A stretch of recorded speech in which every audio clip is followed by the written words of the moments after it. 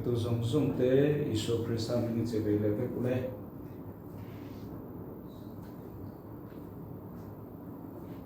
ole bunia kan jur le tu chu hun tung thir thuak na pat chu ani do na Krista do dang tu te khani do ni e serious hi pat som thleng ber chu tlem na ber kan khal kai na chu bangin Daniela hafta somsari kanzir aniloba bone hun nun khir thuak na kanzira khir thuak na je chu apon lang kanzir tinai chu chuan apon lang kan ti wang khan apoi mo lo tin na ne lovin then khatam takin bible hi zir tiramo shetiramo kan om theya chuwangin chu milta na chuan thu tu ve khata kan kang chuan thiam lo thei chuwang ta chuanin hian ve khat kan kal po danga chuan ka nga dihan puan ta ando hin kan zu do ni chu chan chu akal phum kan riat chuan a chhunga po lu thu do tak tak po ni la kan thiam to no la chuwangin tu chu hun nung thir thuak na kan tia Daniel hafta hi kan zir ni lowa kan zir tur zo ka tak chu Isua thu soi mathai bung som ni thum som ni pali som ni panga Isua na hun nung a soya kha kan zir tur chu nia ma se hun nung kan zir don chuan Daniel hafta hi lo thei lo zir angai sia chuwangin kan zir tur zo ka tak chu Isua na hun nung a soi kha ni chu mathai bung som ni thum som ni pali som ni panga kha ani do na ma se chu mi ma in hun nung kan zir don chuan Daniel hafta somsari kan thelo chuan engma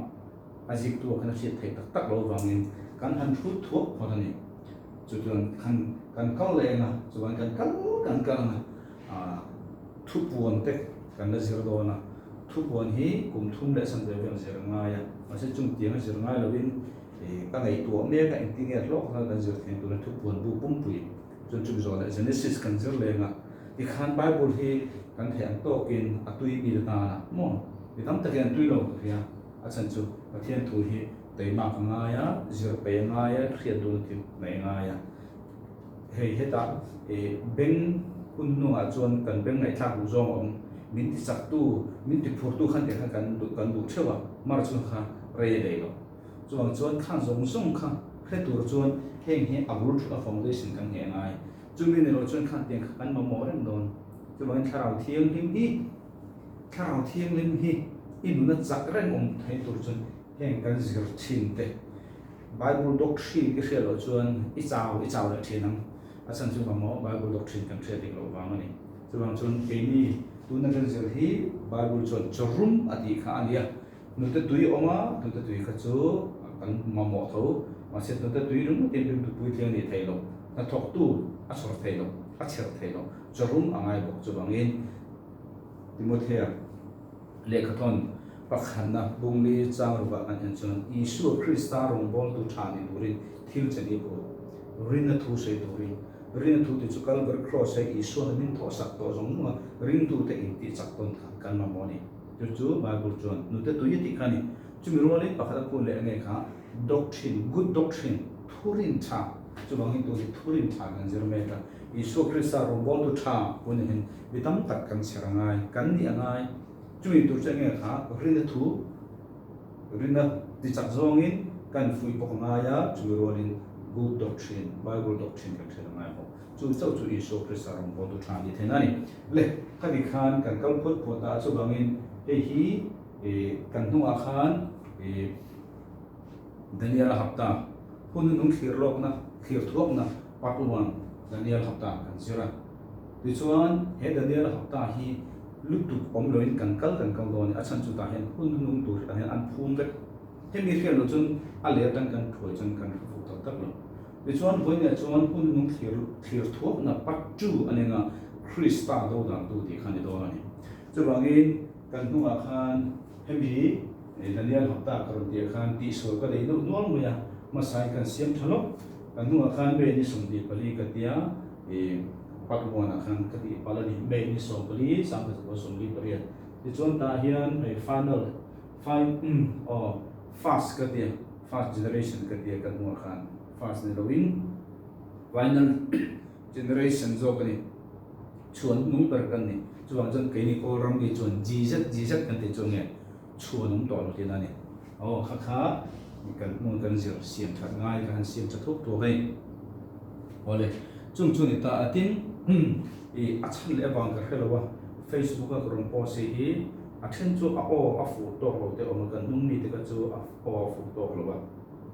ati gre no ma ro chu Facebook ka khan athen nung la ma hian a to la ma hian lang thei to lo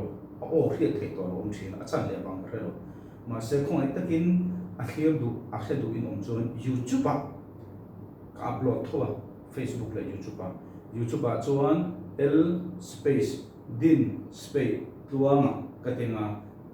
ti khan YouTube channel in zong thaya ta khanin YouTube chuan ani angin alang vekthi chu khoi takin clear du kan oma in lo clear Facebook in lo muwa hriat thelo kha afu la in ngai thang chuan YouTube L space din space tuanga intena ta khan channel te ka siam ve a chu ta chuan adopian ni ti thler thayam ti kha masa in kan soi ni ole point kan zir to chu Krista do da tu ti khan ya sumi chu kan zir do na wangin Daniel hafta kha a lo thei lo kan bai ha ta angala na kha ngai ni Daniel hafta hi hun nunga eschatology hun nung jo don chon pe hi alai pui ni hemi lo chon Daniel hun nung ke thei chu bangin Daniel bung kwa jang song ti pri song ti pa song ti pro song ti pasari hemi chang li hi hun nunga engkim mai in no khom na ni ta khan thuru kom ve chu ni ta chu bangin kan nunga kan zir kha ege kan ti chuan bathiani juda hota na khan Israel ta na khan hapta som sari ape ka hapta chu kan soi to kha hapta ti in kan thre a ma se hapta ta ka boini hapta ni lo kan ti kha Hebrai chuan sobo ante sobo ti chu pasari ti na chungani thasari ni the ni sari ni the kar sari ni the kum sari ni the ya chu bangin abai pul context azirin kum sari asoi na nge thasari asoi na nge kar sari asoi na nge ni sari asoi na nge ti chu abai bul pung pui chia tang a hria thei chau thi chu bangin Daniel pung kwa ero hi chuan lal deri sa alal kum atela bangin Daniel pung kwa chang khala chuan Daniel pung kwa ina asoi hi hapta ni lovin kum tinani chung om zia chu kum sari mun som sari tinani chu pathian Israel fa te kha kum sari mun som sari khuna pe tinani chu bangin hapta te kan lo soi po in boina ke ni kar kha ani lo ti kha hle ila ka kan soi fia to a kan se nom le ni chu bangin matha Daniel bung kwa chang som ti panga chuan enge soi Jerusalem khopui city satura thupe ka chuatanga kar som luk le pakwa na Isu hi mesianin anukaran tikha asoi ni chuta chuan hapta som sari hi bung thubi na thena pakhat chu hapta sari bung khat hapta som luk patni bung ni hapta som sari na lola kal khi lo khani engwan ne bung thuma then hapta som luk le pakwa mesia lo kalang ti mai sela hriat ol tu te lu ne ma se bible khen om zane lo in eng ma soi lo ba hapta sari di om zia chu hapta sari chu kan soi to kha kum sari mun sari tinani chu ban kum sari mun sari chu kum sombi le pakho chu tinani chu kha Jerusalem khopui a city an sak chu ni chu mangin Jerusalem khopui city an sakatanga hapta somruk le pakwa thleng a khan Mesia alo kalam adita chu Jerusalem sak chu ani le thadan ria em ria e ikam kha March ni sompli BC zali somli le panga an chu tatanga chiatanin izange chu tatanga chiatana hapta somruk le pakwa hapta somruk le pakwa chu ta hin chu taila hapta somruk le pakwa chu hapta somruk le pakwa chu pasaria kan ti chuan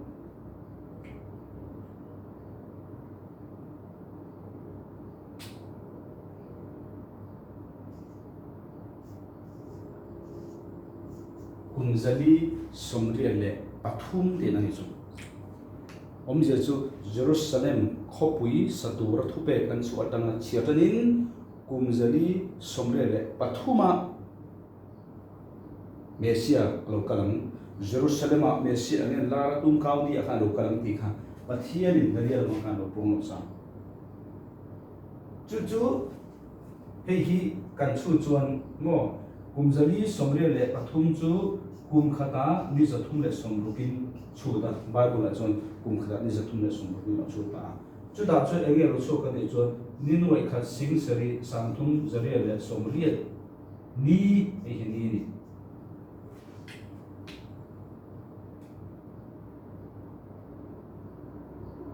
chu bangin pathian ni tinga soi anti tur chu nge kha marsin sompali tanga chiar tana mo marsin sompali tanga chiar tana kha ta marsin sompali tanga chiar tana ninwai kha sing sari sangtum zariya le somriya kha chiar tur kha ni garme chu da chun Mesia kha khovel lokal ta April ni ru edi somthum le pania Jerusalem tum county agin Mesia ang local kan ti to kha ma se Mesia ka anhor ta bangin Mesia ka anhor ta bangin Mesia ka anhor bangin April ni som akhan Croatia an katani kamo Croatia ken Croatia an katani chu bangin yana hen kan hu chu he hapta somsari nahi enge kan ni chon kumsari har san khan chu bangin pathian ni enge ni kha he kumsari har san na lo thleng tur chuan enge ngai kan ti chuan pathian ni isakera ne bumlia khan Israel sona bangin kumzali le sumkuwa mo kumzathum sumkuwa sorry Israel sona bangin kumzathum sumkuwa Israel sona kumzathum sumkuwa Judah sona bangin kumsomli kumzange bain zathum le zali le somthum pathianin ahendoni Israel ka Israel sona bangin kumzathum somkuwa Judah sona bangin kumsomli chu da chuan kumsom sari kha babul salam ta mani kumsom sari tang chu kumsom sari ne chuan kumzathum le somru pathian kumsom sari babul na salan tang chung to po kha pathian kha anla ba chung zamo kumzathum le somru kan na ba ma se pathian ni Leviticus kan ti soi kha heti chung po isur chu in sur na man ta ipungang ale sari in ati bangin ale sari in an ti pung mewa asan chu pathian kha saltang chung khan pathian kha an oi chung pathian thun oi chung chu bang ta chuan pathian ale sari ti pung che khan pathian shem kha kumza ne an pat kan ni chuan kumsang ni zanga somni an patani hemi kumsari har sabna lo thleng turin pathian kha an suana bangin pathian ni kumsang ni zanga somni khrema ba chumi chu pathian an rul ma lo chu e kumsom sari kan ti na kumsom sari na hapta khatla ba ka hi kumsari har sabna hi alo thleng thelo chu kumsang ni zanga somni kan ti chu mo kumsang ni zanga somni kan ti chu kumsang ni zanga somni kha pathian ba ni chu ni khata kum khata ni zathum somnga achu ba ngane ma se Bible hi Genesis tanga thu pon thleng ni ke thu pon kan se khuna te ra chiang chu ta chon ni kum khata ni sa thum le som buk chaw chu bai Bible chu da ren kan chu chuan kum khata ni za thum le som buk chaw bom wangin ni sang ni kum sang ni zanga som ni hi kum khata ni za thum som ro kan chu chuan kum sang ni zali le som re le pathum le thakwa le ni som ni pakhat kha pathian kha an ba te na ni chu an ba kha chu Jerusalem Babylon sartan khan piano choka Babylon sartan khan BC zanga somthum le pasari thasari ni somni pathuma anlo chokta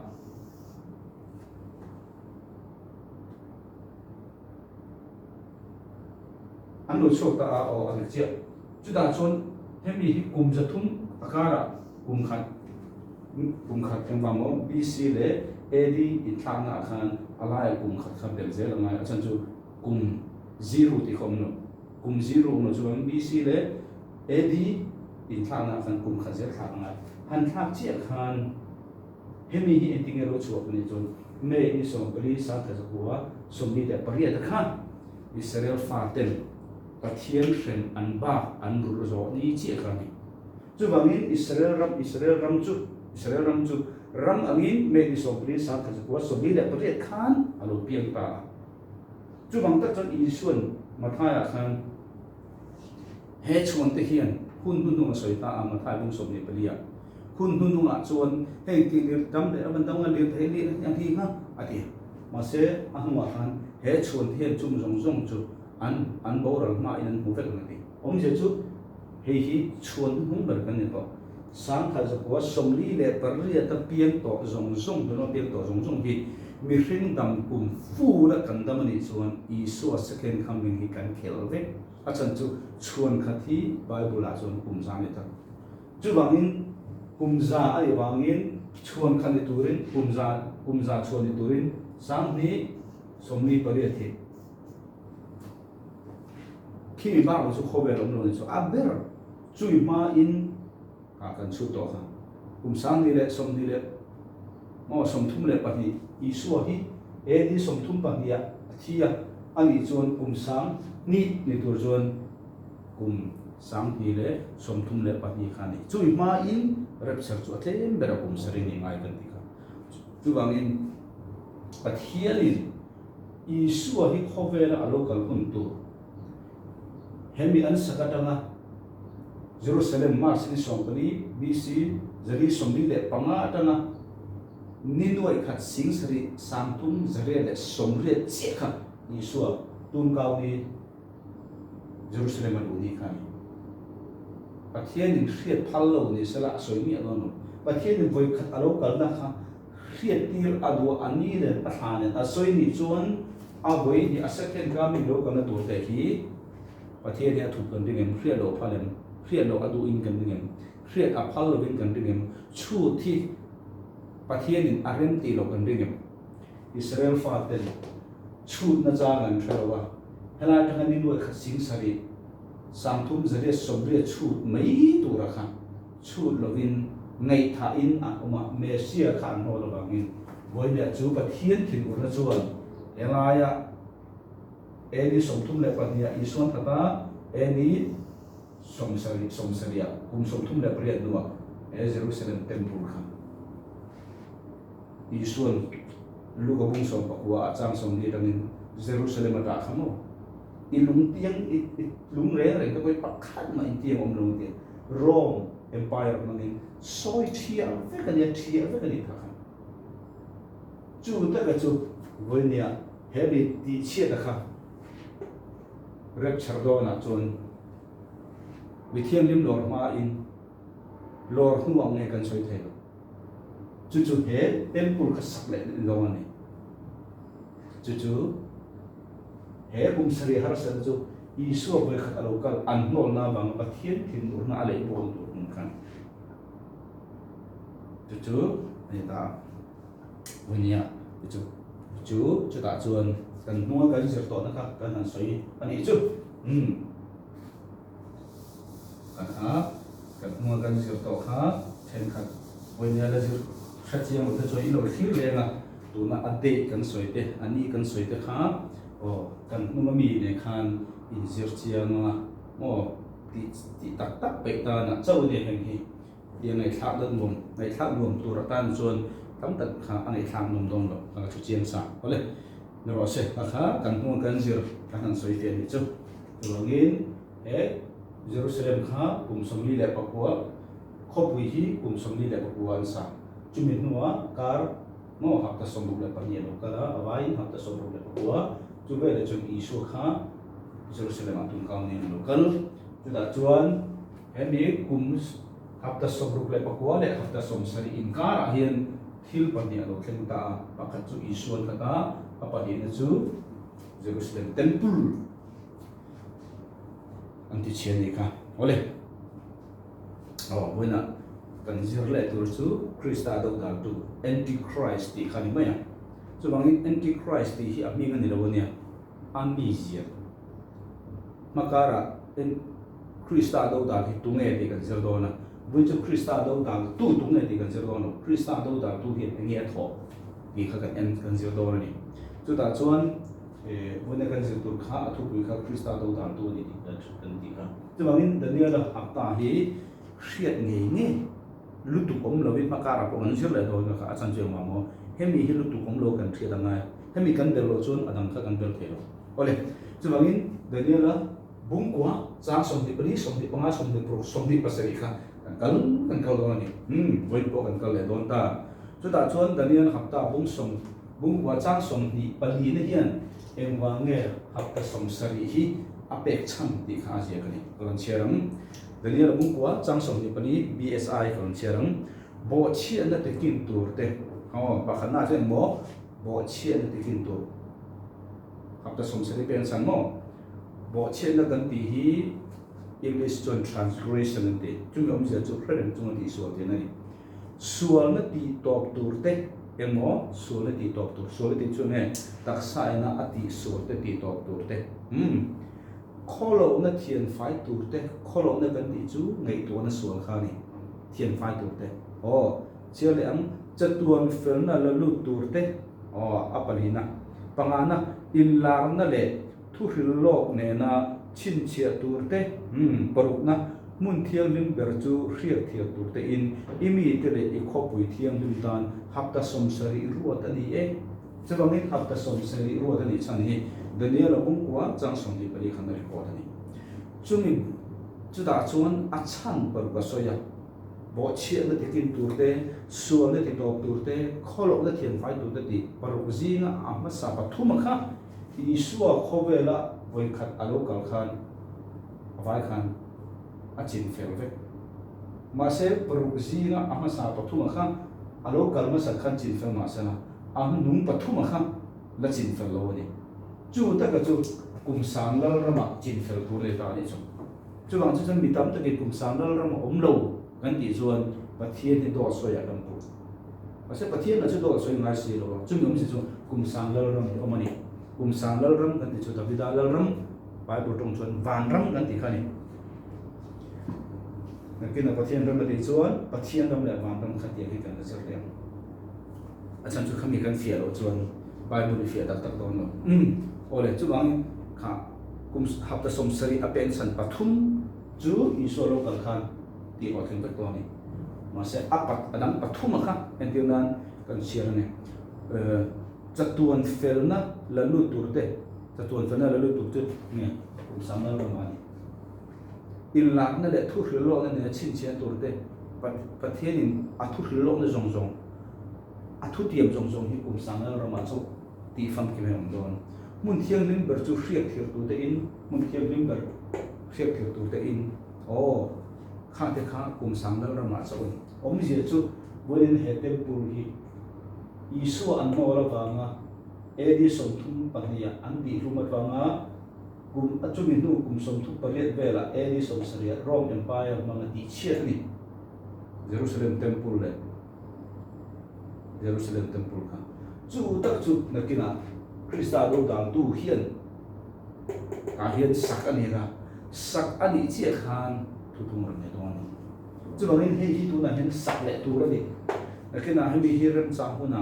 tunai Israel voinen hun nung kan zildona kan thia du ta chun Jerusalem ki sirchia achan chu mo e hapta som sari hi lo thel turin he mi temple ong ngai temple ong to chuan an ai to le ni ti na ni chu mi temple chu tu na hen asa turin an ready vek to pathian ramati chuan hei abik tin kar la ka patlon patu vel thlem bera ngai tu na hen Jerusalem chu na kum sam ni som de pali hian chu an bo sai nia oh Mosia thaler biak bu khalai achunga abung ro kha tu na hen an la mulo mo thu thung bom te kha an la mulo khang kha jin tu tam ta ko ma alle man siam nga an bo siam ne adi lo po le pathian atak hi ahuna apedon kan thalo ma se chiang ro just na kum sang ni som ni bali hian chu in bo sai na nei don ani an rin dana pe chon mesia khalo chukin kha temple ti tura ti kha I honna mo opening ceremony kha ron nei tur hiala ngai angai han chone ani tak tu le ta chu kan thalo masa amani plan chu ani phot ka chu khobel hriat ani mo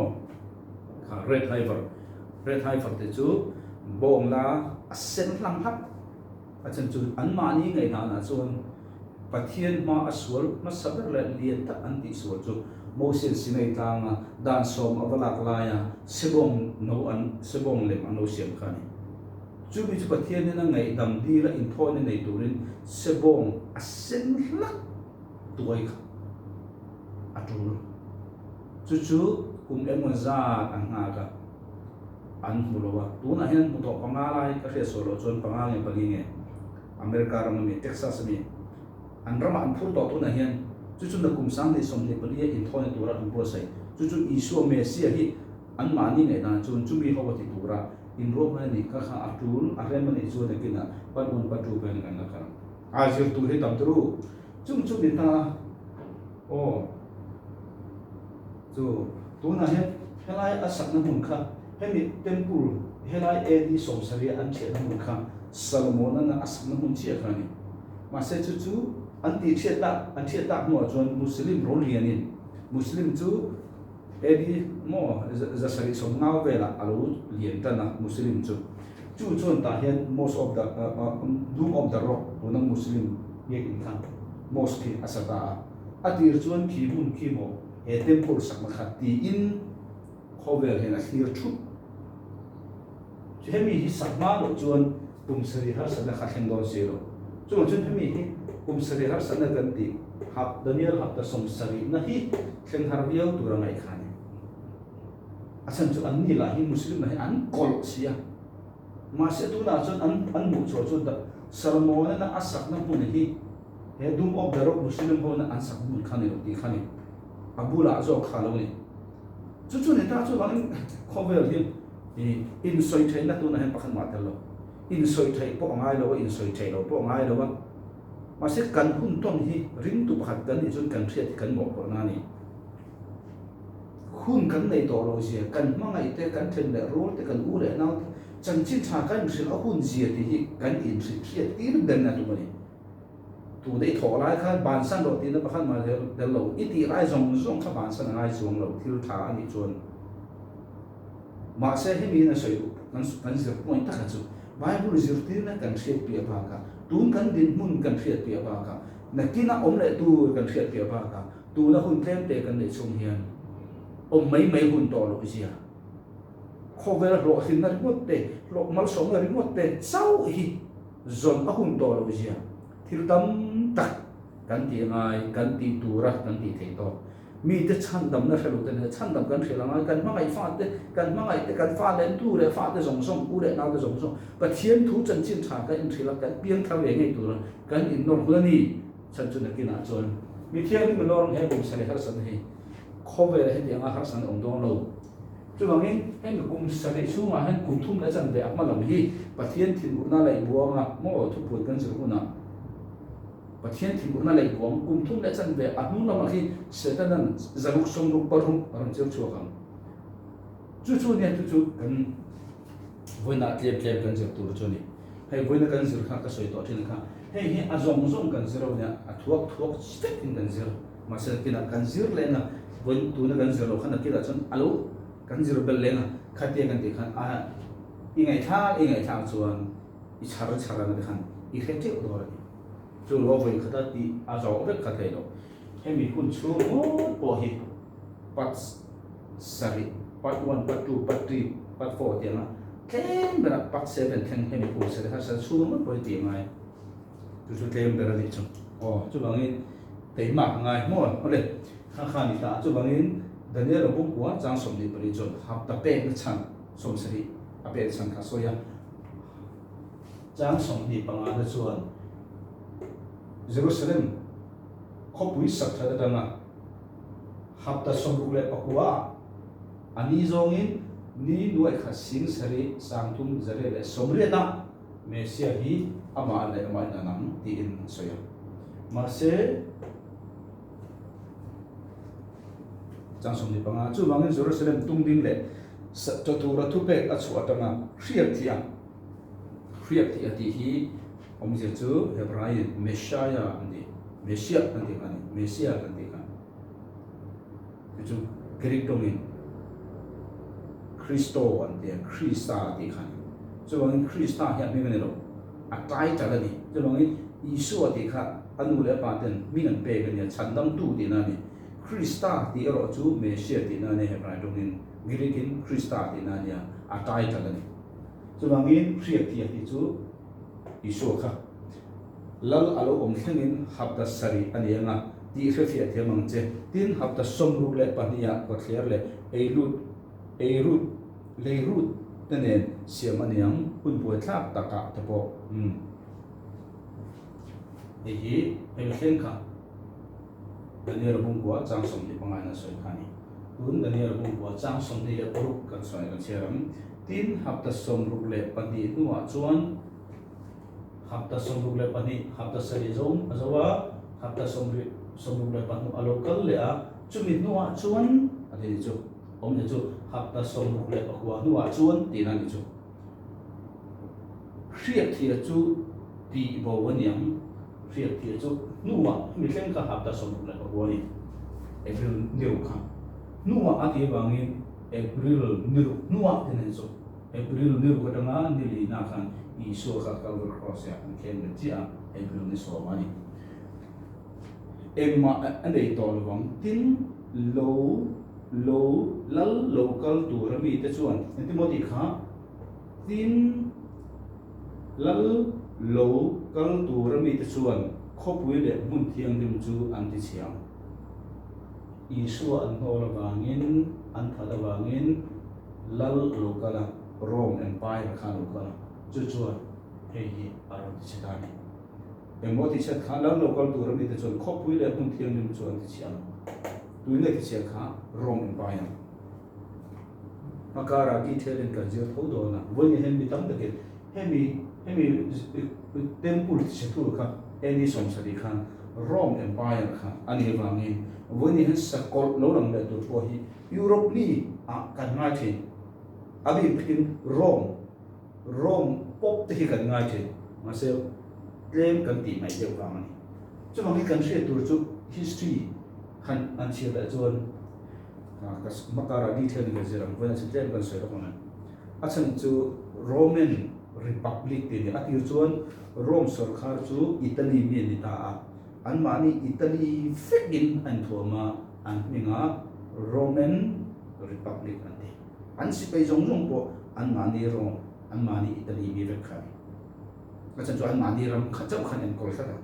ma se khuwa lo ra ya ra lan dawa an ramalo zau zel khan an mani Italy mi hring si pe te khan ram an lak zong song kha an en kon he doro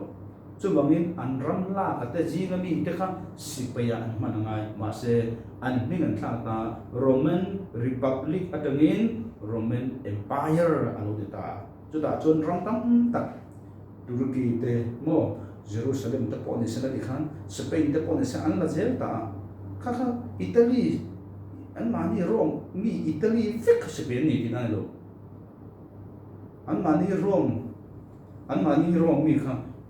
mi Zerubbabel an lak to na rama khan an nazel an ma chu rom mi siam kan entina Spain rama an kal ta Rome Empire chon Rome mi ring kha Italy mi ring kha Zeru an ton Spain rama kha Zeru ben an thil ti tum chung kha Spain nam ho kha Rome mi siam Rome tong jaktir Rome kal chang man tir kha khani chu bangi Spain tangba tha mi chak tha kha sipaya an la Roman Spain mai mase Italy mi an ni ti na ne chu bangi helaya ti che ho tu ha Roman Empire Spain ni ma se la Italy mi Rome mi ni lo Syria mi ni akan karan chu bang ta chuan Europe atangin Antichrist kan ti Christa do dan tu hi lo so don lo Syria mi ni don chan chu hemi ti se tu kha Syria Spain ni kadi Rome Spain ni ma se la anam zongin Syria naman okay Muslim chu ne ta chu bang hemi kha 사찰에 도래다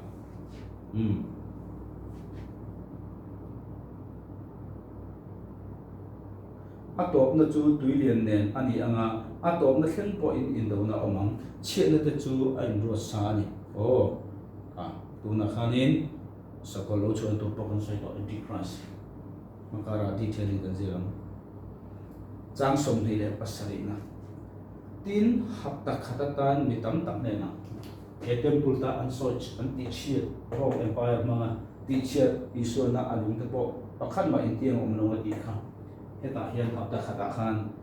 tin hapta khatatan mitam tak ne na thuthum te tak asiam tun mo siam don ka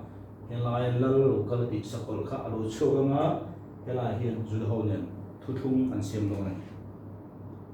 hapta chan ve a chuan in thona tele hapta chan ve te hap chan ve te chu apta chun ni sari oma kum thum na chan ve ti na ni chu chan ve a chun in thon te le thil han te ati bangam a chan chu kum sari in rem kha sakol kan ti Christa do da tu khan juda ho ne khan in rem na siam kum sari chu juda ho chu dan lo em kum sari chu thu thong an siam ma se sakol khan kum thum le chan ve a khan a phat san do chu ga le in thone te an thil han te juda ho ina an ti thin kha ati cha sa ram na phal to lo bang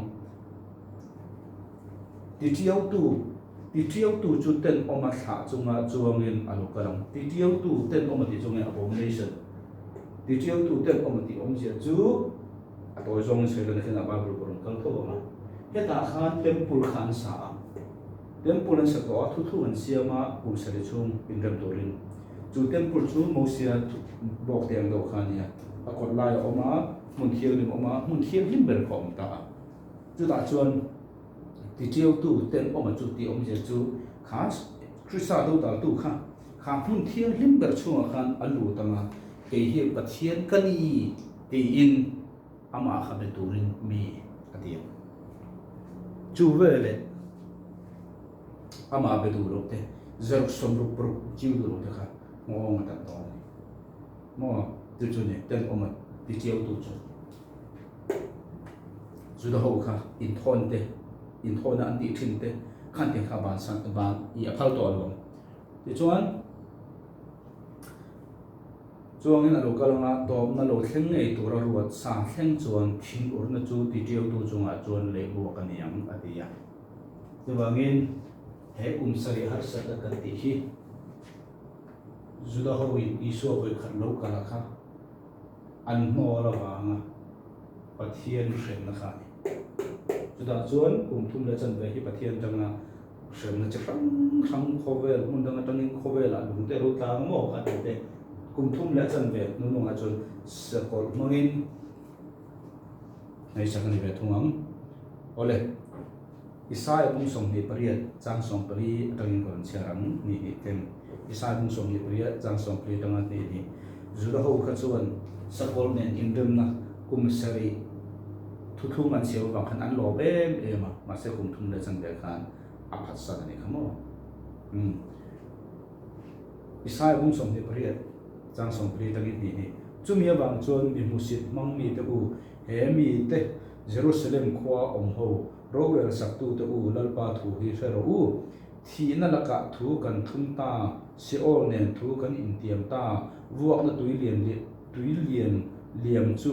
aluang tlang puna po ke ni thleng chuan aluang lawang dot thu te kan in humin nan kan hanga dot nuaya kan biru ta sia in ti awangin om zia chu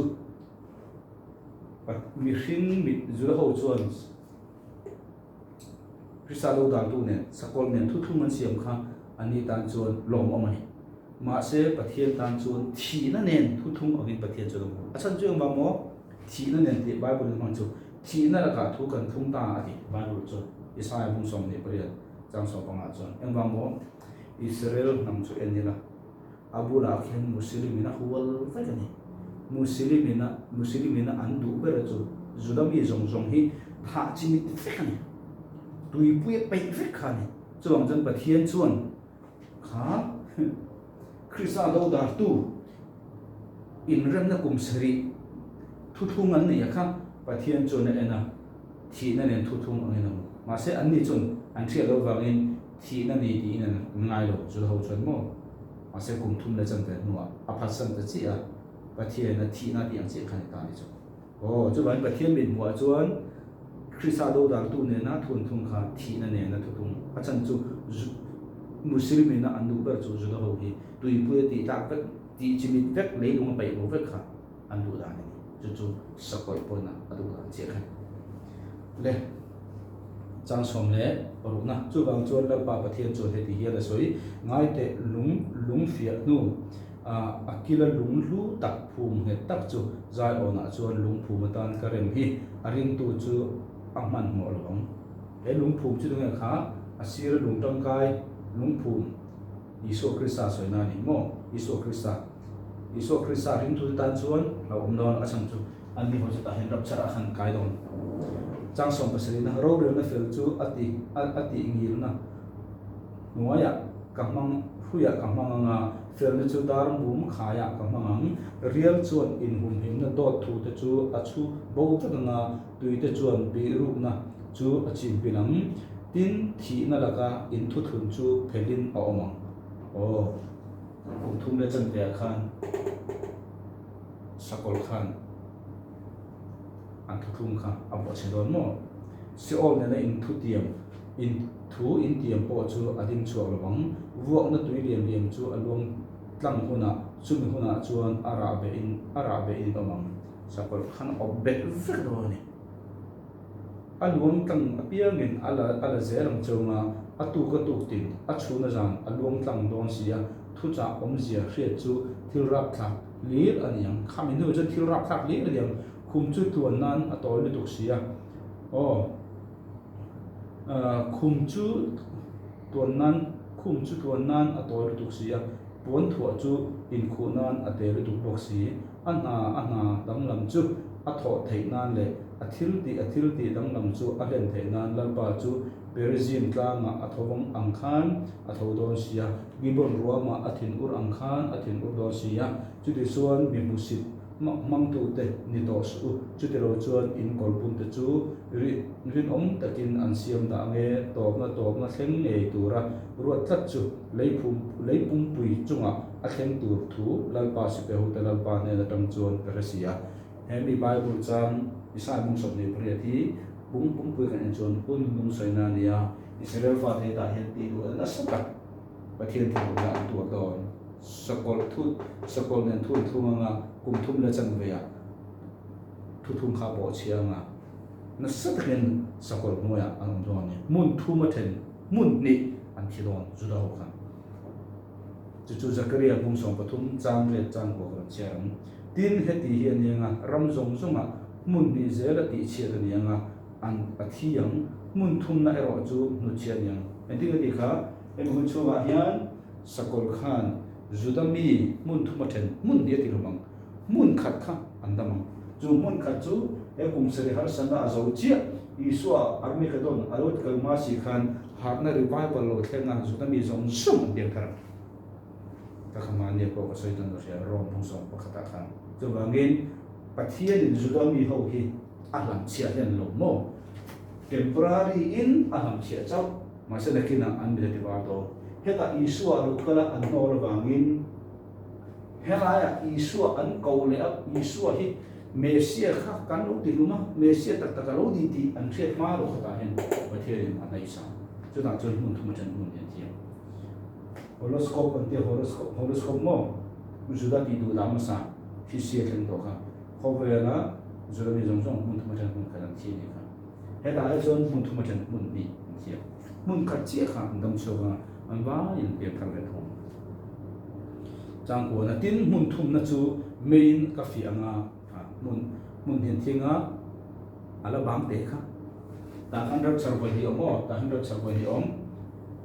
cùng sợi hạt sen chua mà hiền, rất sầu bưởi ống, khán trên cái sợi đó khá, cần diệt tổ hi, mà thay à, cái in hà nó bài bút trang hay iso nó cũng nó sợi này á, mà thay cũng sống được thum, nị li nga cái khá, nị li ở chuan, ram lệ ram ăn đâu ngan, ram lệ ram ăn đâu thì ang, mà sẽ tổ nó chuan là nị lo bang, ram chân chín thang thì khá, cái là chân chín thang pasari, cái này sẽ đâu chú đã chuan mà khai bút sống thì bằng à chuan nó đã thiêng thêm sầu mà phải cả với những câu hắn cũng đã mong đấy là lòng mua nó đã thiêng thêm sầu mà nó đã thiêng thêm sầu khá cái này ta hiền lạc sầu nên là ta hiền lạc cái này rồi cũng sẽ học sinh xuống mà rất chặt bị thiêng mình ngồi với nhau đó chú đã chuan bắt hạt chú chiên em chú mua xe để đi ra để chuan mi nuôi khát sinh lý sáng lý thế mong các tiền thế các chỗ bằng hiến mình theo mình lọt về đi alo mà đi cũng sẽ được học sinh xuống ở hiền tăng coro thiêng him angin an mani cái thiêng thì mga răng cắt sắc phía ông angin an mani cái phía ang các mình an làm mga an mani cái ngay thang tin an đi chụp mi te an đi cái gì an đi lal pa chụp cái thiêng đi an ti ang ti chụp lal pa thu chụp cái rồi với em muốn thì khác an ti nuôi cho nó hiền ala bahu khan khai mesia kha alo dirin kan tha mesia lo dirin mai antenga chuda chon ta hian isu khan ring chiam to isu khan ringa I an rilwa thak tlenga isu khan awanga chu vele isu khan sakola kan asan chobe do ole chuwangin mathai bung som ni pathum chang som thum pakwa chon các khi là chú lal pa mình là local chú fucking omro se in ti ma lo chuan tu na china mi mule don to lo ani hi patia iso ve khadro ka khan an no la ngin iso ti nge ti ta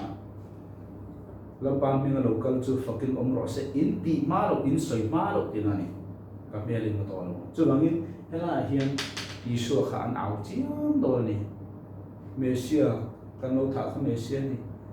mesia local le ro ang thema ang che mo chu ve an aw ma lo chu iso khalo khale to asan ta hen sai kon ma thai bung som le pathum chang som thum le ko kha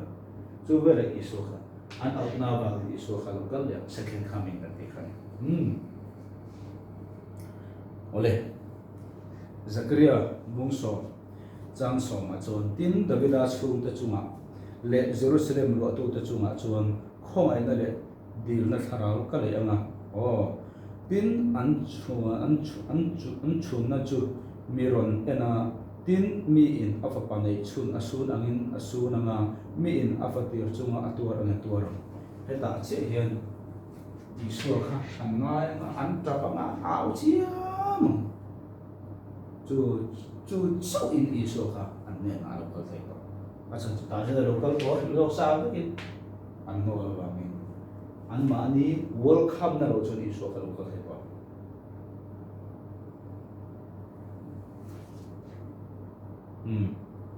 ole Daniela pung kwa chang som ni pasari kan kal yang ole chena khan kan chiar to atin hapta khapna chon ti tiau tu chu ten oma tha chunga chuang in ka ti ten oma tha chunga chuang ti om je chu kha sakol khan ulam mo sakol ka han lo ta sakol kan ti le thi krista do da tu amo antichrist Daniela pung sari chang som ni le anga a chuan chungnung bera kalin thu asoyanga chungnung bera mithiang lim te chu ati chawang sakol khan an nge ti long kha ta hian